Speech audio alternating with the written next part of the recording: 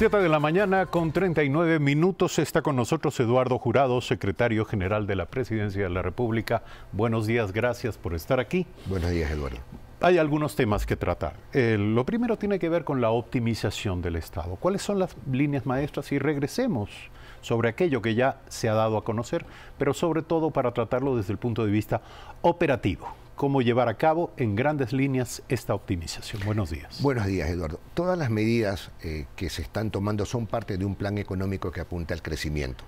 Para que la economía crezca tenemos que corregir algunas distorsiones. Una es el tema del gasto público. Y el tema del gasto público tiene que ver con el tamaño del Estado. En este sentido, una de las medidas importantes que se ha tomado y que ha anunciado el señor presidente es seguir reduciendo el tamaño del Estado, disminuyendo la cantidad de ministerios que teníamos. En este gobierno se han bajado de 40 a 27 ministerios ya, y ahora vamos a bajar de 27 a 20 ministerios. Ya comenzamos a trabajar en los primeros 3 ministerios, las primeras 3 fusiones. Ahora, subsisten dudas y están apareciendo además observaciones públicas sobre estos temas, estos procesos. Por ejemplo, si se trata de absorciones, si se trata de fusiones, no queda claro cuál va a ser el pensamiento motriz de las nuevas entidades o instituciones, en qué medida esto puede debilitar la gestión pública en aquellos campos que ya se habían venido, digamos, desarrollando. Y esto tiene que ver con varios temas. Primero, SRI y Servicio Nacional de Aduanas. ¿Quién asimila a quién? A ver, en este caso ninguna va a asimilar a la otra, simplemente las dos entran en paralelo a ser parte, a sostener la parte de la recaudación tributaria que puede venir por el lado de impuestos o por el lado de aranceles. Pero déjeme decirle algo. El tema de a mí me parece que ha sido una irresponsabilidad de los gobiernos anteriores crear tal cantidad de ministerios, porque ahí está el origen del problema. Cuando se crean muchos ministerios, paralelamente la Asamblea y los propios ministerios empiezan a crear mucha regulación, muchas leyes que están atadas a estos ministerios. En el momento en que tú tienes que simplificar esto y pasar de muchos a pocos, hay que modificar la norma. Hay que desbaratar todo ese andamiaje, y eso no es fácil. Es mucho más costoso y doloroso desbaratar que hacer. Entonces, en este sentido, la comisión que hemos formado con Semplades, con la Secretaría General Jurídica, con el Ministerio del Trabajo, con el Ministerio de Economía y la Secretaría General de la Presidencia de la República, en analizar estas fusiones o estas eliminaciones o estas absorciones, estamos, digamos, en una carpintería que no es cosa menor, ¿no? Ya comenzamos con las primeras reuniones para los primeros 3 ministerios y es cuesta arriba, pero hay que hacerlo, porque la decisión política es esa, es reducir el tamaño del Estado, eliminar ministerios, fusionar los que haya que fusionar, ¿no? Y en este sentido, bueno, el tema también de las empresas públicas es otra historia, pero lo propio hay que hacer en ese campo también. Es comprensible, sin embargo, la proliferación de dudas y de expresiones públicas de advertencia, de alarma, tiene que ver también con la falta de anuncios, con la falta de claridad y de precisión en estas materias. Y en el caso del RI y el Servicio Nacional de Aduanas, al menos desde una lógica externa como la nuestra, parecería que el Servicio Nacional de Aduanas es uno de los aspectos muy importantes sin duda, pero apenas uno de los aspectos de la recaudación tributaria. No parece lógico que sea el Servicio Nacional de Aduanas el que absorba al SRI, sino exactamente al contrario. ¿Esto es una línea de pensamiento del gobierno? No, en este sentido lo que vamos a hacer es ver las experiencias de otros países. Y esta fusión precisamente es la que va a tomar más tiempo. O sea, esta no va a ser la más fácil, la del SRI con el SENAE, pero van a ir al mismo nivel. O sea, las dos van a ser, digamos, 2 columnas de la misma mesa, ¿no? Las dos van a ir al mismo nivel, no es que la una absorbe la otra ni viceversa. Lo mismo ha surgido en torno, las autoridades del Ministerio de Cultura rechazan la fusión del Instituto de Fomento de las Artes y Creatividades con el Instituto de Cine y Creación Audiovisual. Un pronunciamiento. Sí, en ese sentido leí la nota, pero también hemos tenido algunas alertas de parte de las secretarías y de los ministerios que son susceptibles de fusiones o de absorciones. Hay temas legales que resolver y algunos están atados a firmas de convenios internacionales. Entonces, todo eso tenemos que observar y todo se hará en esa medida. La ley que haya que modificarse, se solicitará la modificación a la Asamblea, las regulaciones que tengamos que derogar las derogaremos, pero las fusiones se van a dar en la medida de que jurídicamente sea factible y posible. Ahora, las expresiones de desacuerdo o de resistencia denota que estas autoridades no fueron consultadas, no participaron en el proceso de toma de decisión. ¿Serán convocadas ahora para perfeccionar? Por supuesto, todas están siendo convocadas, todavía no llegamos a esa. En el momento en que lleguemos a estas dos instancias, entonces ellos serán convocados. Pero estamos trabajando con los las distintas autoridades que corresponden a cada uno de los ministerios o secretarías que están en proceso de revisión. Subsiste una enorme preocupación en torno a la Secretaría Nacional de Riesgos. Y tiene que ver con el hecho de que al absorberla el Ministerio de Defensa, esto implica, según han expresado algunos líderes institucionales y expertos en la materia, un salto al pasado. Es decir, volver a una concepción jerarquizada, porque el Ministerio de Defensa es evidentemente una institución en ese marco, y imposibilitar la construcción de una cultura civil de mitigación, pero sobre todo de prevención de riesgos en el país, siendo el nuestro un país de permanente alto riesgo. ¿Qué se puede decir sobre esto? Sí, cuando se tomó la decisión de riesgos se dividía entre varios ministerios, ¿no? Pero es correcto lo que usted dice, hay un tema allí de operatividad, pero también hay un tema legal que tenemos que resolver. Pero lo peor que puede pasar es de que, si bien la Secretaría tenga que permanecer, porque esa sea finalmente la decisión política del gobierno, es que se va a optimizar. O sea, lo interesante de estos casos es que, fíjese, ya solamente en esta Secretaría, que ya tuve yo una reunión con la señora secretaria, ya solamente en esta Secretaría, por el solo hecho del anuncio, ya tuvimos una primera aproximación a la reducción del tamaño de la Secretaría. Entonces, lo interesante de esto aquí no es que queremos eliminar secretarías o ministerios per se, porque queremos... o afectar sus facultades. No, lo que estamos es reduciendo el tamaño del Estado. Y en este sentido es que estamos trabajando. Sí, en efecto, y quienes han expresado sus dudas, sus aprensiones sobre esto, no están opuestos a la optimización de ninguna manera, todo lo contrario, al parecer están muy a favor de que aquello ocurra sin poner en riesgo la efectividad, en todo caso, de estas entidades. Pasemos al campo de la lucha contra la corrupción.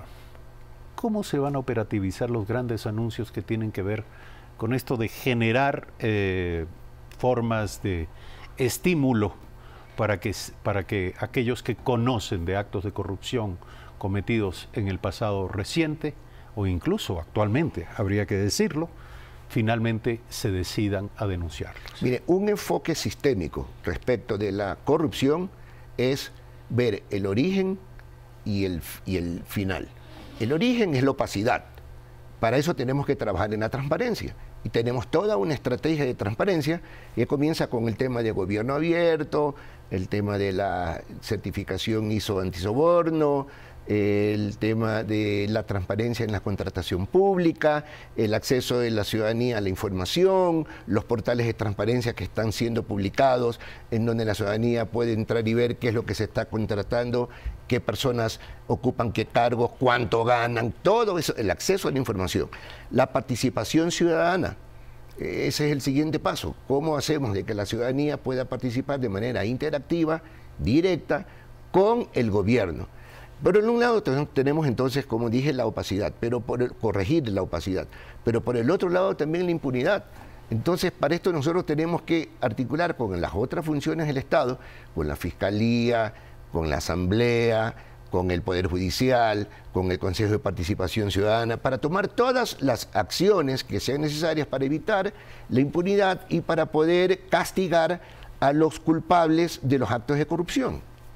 Ahora, ¿cómo hacer que funcione? Por ejemplo, el ofrecimiento de que la persona que denuncie y que logre la recuperación en virtud de su denuncia de determinadas cantidades de dinero a favor del Estado, que le fueron extraídas de manera ilegal, participe en el 20% como premio por esta denuncia. ¿Cómo volver esto operativo? Porque también hay normas legales que tienen que permitirlo. Claro, el dinero de la corrupción, una parte del dinero de la corrupción se va del país. Entonces, para eso hemos contratado a 2 firmas, una que busca la trazabilidad del dinero y nos puede llevar a decir dónde está el dinero que se fue, y otras que son especialistas en estrategias de recuperación del dinero, pero ya desde el punto de vista jurídico, legal, porque hay todo un andamiaje legal que ver para poder y que resolver para poder tener acceso a esos dineros. Pero hay otra parte. Si me permite sobre lo primero, conocer dónde se encuentra el dinero no necesariamente conduce a su recuperación. Por ejemplo, se ubican X cantidad de millones de dólares en un banco en Suiza.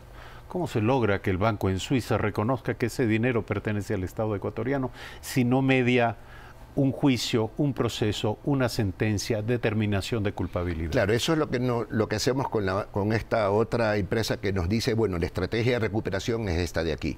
Y ahí comienza un camino largo que probablemente tomará y el siguiente y quién sabe cuánto tiempo más en términos de gobiernos poder recuperar ese dinero. Pero lo importante es comenzar. Y lo importante es de que el corrupto sepa de que no se va a favorecer la impunidad. Pero la otra parte que tiene que ver con el 20% es que gran parte del dinero está aquí. Entonces, ¿y en qué forma? Porque si estuviera dentro del sistema financiero, me imagino que las alarmas se hubieran disparado de alguna manera. Entonces, ¿está billete sobre billete en alguna probablemente, parte? En caletas, en casas, quién sabe dónde está escondido el dinero. El dinero se lo puede también esconder acá localmente. Entonces, donde el dinero está escondido, alguien sabe dónde está, porque varias personas tienen que haber participado en determinar dónde se guarda ese dinero. Entonces, en el momento en que esas personas den pistas certeras sobre dónde está el dinero y la justicia pueda acceder a ese dinero y recuperarlo, esa persona, la que delata, va a beneficiarse de este porcentaje en la recuperación de ese dinero. Pero para que esto funcione, si me permite, la gran pregunta es cómo tener perfectamente claros los niveles de corresponsabilidad institucional. Porque una cosa es que el Poder Ejecutivo diga, esta es la propuesta, y otra cosa es que los demás poderes asimilen la propuesta, la vuelvan operativa, realicen las modificaciones legales del caso y finalmente esto se convierta en una sola estrategia del Estado ecuatoriano, no solo del presidente de la República. Bueno, es que la estrategia es del Estado ecuatoriano y debe ser del Estado ecuatoriano. El Poder Ejecutivo toma la iniciativa, pero aquí la concurrencia de la Contraloría, de la Fiscalía y del Poder Judicial en su conjunto es determinante. Sin embargo, no parece haber claridad respecto de dónde está la cabeza en la lucha contra la corrupción, si me permite. Es decir, ¿dónde radica? Hoy por hoy, ¿cuál es la ventana? Y no digamos que hay que acudir a la Fiscalía a hacer la denuncia, porque eso significa que al día siguiente probablemente el propio, y perdón por lo que voy a decir, pero esto es así. El nuestro es un país en el que no se pueden conservar los secretos, hasta que lo sepan 2 personas para que al día siguiente lo sepan 4. Es decir, ¿cómo proceder con temas que son de tanta delicadeza como denuncias sobre el Poder Ejecutivo ha tomado la iniciativa, pero le repito, hay que articular con todas las demás funciones del Estado. No es una tarea fácil, no es algo sencillo ni rápido, pero hay que comenzar a hacerlo. ¿Y cómo evitar que ocurra lo de Brasil y Argentina? Las figuras vinculadas o denunciadas como sujetos de procesos, de actos de corrupción, siguen actuando políticamente y esto es una realidad incontrastable. Eso tiene que ver con la educación. Tenemos que trabajar en campañas muy serias sobre la ética y sobre la moral. El país tiene que saber que la corrupción es dañina, que la corrupción daña y especialmente hace daño a los más pobres. Entonces, en ese sentido, en la medida en que nosotros podamos difundir esto a toda la ciudadanía y que la ciudadanía tome conciencia de que la corrupción es el mal mayor, no es un mal menor, en ese sentido, entonces ya sabremos por quién votar en las próximas elecciones. Volviendo al tema de la institucionalidad, ¿se va a implementar nuevos organismos, mecanismos, instancias para centralizar la información, para garantizar el manejo confidencial, reservado, delicado de todas estas materias? Sí, pero lo más importante es la transparencia. Entonces yo creo que... Es que hay un punto en el que la transparencia no favorece a la investigación. Hay investigaciones que no pueden ser reveladas, convertidas en artículos de prensa, sino que primero hay que investigar.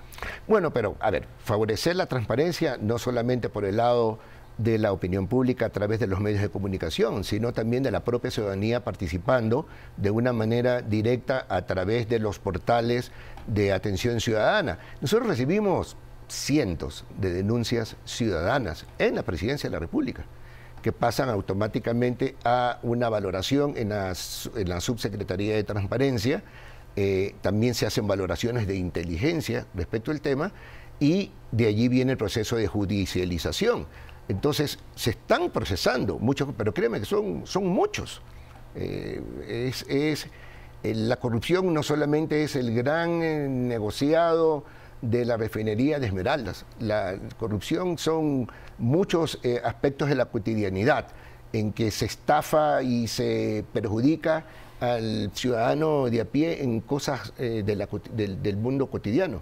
Entonces, en ese sentido, todos estos ámbitos tienen que ser manejados y procesados a través de lo estamos haciendo ahora a través de la Subsecretaría de Transparencia. Y estas denuncias se refieren no solo a la corrupción de los 10 años anteriores, sino del gobierno actual. Y de ahora, sí, claro, por supuesto. Sí, porque los corruptos de hoy pueden estar felices gritando agarren al ladrón. Así es. O sea, no solamente son los 10 años anteriores, son los 10 años anteriores a los 10 anteriores y también los de ahora. En efecto, quisiéramos, nuestro coordinador nos había sugerido simplificación de trámites, y esto es muy importante, brevemente. ¿Qué se está avanzando en esta materia? Mire, tenemos un inventario de casi 5.000 trámites en la función ejecutiva que tienen que ser revisados, sin considerar las otras funciones del Estado y de los gobiernos autónomos descentralizados, que son otra cantidad de trámites. Pero se está trabajando ya un inventario de trámites. Hace poco se implementó, por ejemplo, la norma de prohibir de que en la función ejecutiva se soliciten copias de cédulas de identidad y de certificados de votación para todos los trámites que tienen que ver con las instancias del Poder Ejecutivo. Eso ya está implementado. Estamos en un proceso de simplificación de trámite del proceso de matriculación de vehículos, del tema de... ¿Y se está cumpliendo? Se está cumpliendo, claro. O sea, el de vehículos estamos recién trabajando en la revisión de todo lo que es el tema de los registros de títulos, por ejemplo, en la CENESID. El tema tenemos la obtención de certificados, por ejemplo, de no adeudar a instituciones del Estado. Uno interesante es, por ejemplo, que lo vi ayer, que ya se aprobó, que se pasó creo que era de 25 o 30 horas a 0 horas, es poder limpiar el tema de la recuperación de los puntos por infracciones de tránsito, por infracciones de tránsito. Entonces esto es hoy ya es de manera automática. En la web uno lo hace directamente y ya no tiene que ir a hacer el trámite para que le den el certificado de buena conducta, que usted es un buen conductor. Esto es una gran noticia. Bueno, y así hay muchos Esto es una gran noticia y sobre este tema quisiera comprometerle para un próximo diálogo, porque son cosas que le interesan a la ciudadanía y que tienen que ver con la calidad de vida, sin duda alguna, y con el éxito personal. Hay tantas y tantas dificultades que enfrentan los ciudadanos en lo cotidiano. Sí, solamente algo final. El tema de los trámites, no solamente estamos trabajando en la simplificación de trámites ciudadanos, sino también empresariales. La tramitología es un obstáculo para la competitividad, frena el desarrollo de un país y en eso estamos metidos de cabeza ayudando en la competitividad. ¿Está comprometido usted para hablar de esto en otra oportunidad aquí? Así es, cuente con ello, Eduardo. Muchísimas gracias. Eduardo Jurado, secretario general de la Presidencia de la República, esta mañana aquí en Primera Impresión. Cuando son las 8 de la mañana, les recomendamos la lectura de Diario El Telégrafo. El Telégrafo nos dice que el encuentro por Venezuela se adelanta. Ecuador organiza la cita de cancilleres que será el 3 y 4 de septiembre. Quito propone un modelo de distribución de refugiados similar al de la Unión Europea. Además, Diario El Telégrafo nos dice inscripciones al CNE suman ya 14 candidatos. El Consejo Transitorio anunció la cifra a 2 horas del cierre de este proceso. Y finalmente el presidente Lenín Moreno, en un amplio despliegue gráfico, abrió el diálogo con los agricultores en Manabí. En la ceremonia por los 50 años del Seguro Social Campesino, el mandatario rompió el protocolo. Gracias por su sintonía. Mañana 6:55 de la mañana. Buena jornada.